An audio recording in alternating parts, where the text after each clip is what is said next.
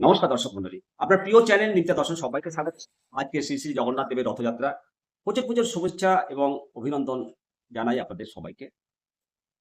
আপনারা জানতে চেয়েছেন দর্শক মন্ডলী যে সেন্সাসের কাজে যুক্ত কর্মীদের অন ডিউটি ছুটি সংক্রান্ত নিয়ম।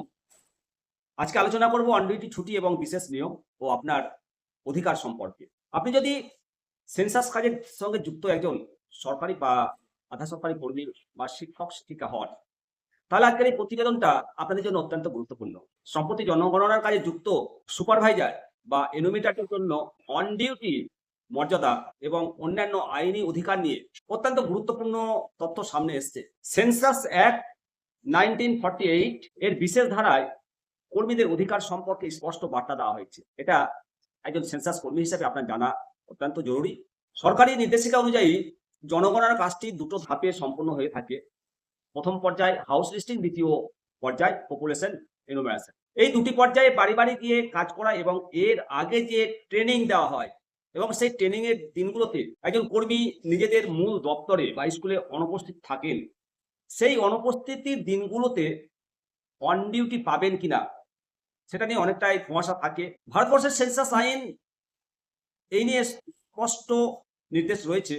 এখানে আইনের 15A ধারায় সেন্সাস এবং কর্মীদের চাকরির স্বার্থ, protection of service interest of member of census staff সম্পর্কে একটা বিস্তারিত এবং সুনির্দিষ্ট নির্দেশিকা রয়েছে। অধিকার বলতে মূল চাকরিতে যেটা প্রভাব এবং আইন অনুযায়ী নিয়ম। জনগণনার কাজে যুক্ত হওয়ার কারণে কোনো কর্মীর মূল চাকরির ক্ষেত্রে কোনো রকম নেতিবাচক প্রভাব বা প্রতিকূলতা, ডিসেবিলিটি ইন সার্ভিস, এটা সৃষ্টি করা যাবে না। অন ডিউটি মর্যাদা জনগণনার কাজে যে সময়টুকু ব্যয় হবে তা কর্মীর লিডিং এমপ্লয়ার এর অধীনে পালন করা, সেটা অন ডিউটি হিসেবে গণ্য হবে। এই কাজে নিযুক্ত থাকার কারণে প্রমোশন বা অন্যান্য সুযোগ সুবিধার অধিকার কোনোভাবেই ক্ষুণ্ণ করা হবে না। সাধারণত কর্মীরা তাদের স্বাভাবিক ডিউটির আওয়ার্সের মধ্যে, নর্মাল ডিউটি আওয়ার্স এর মধ্যে জনগণনার কাজ করতে হয়, সেই সময়টিকে সম্পূর্ণ অন ডিউটি হিসেবে ধরা হবে। এই আইনের ফলে কর্মীরা সম্পূর্ণ সুরক্ষিত থাকবেন। তবে কাজের ক্ষেত্রে কিছু বিশেষ পরিস্থিতি তৈরি হতে পারে।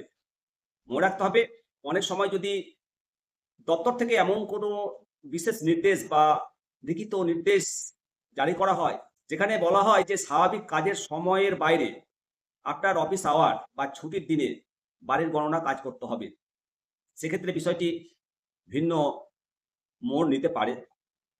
তো কর্মীদের প্রতি পরামর্শ যে আপনারা প্রথমে নিজেদের ট্রেনিংগুলো সম্পন্ন করুন।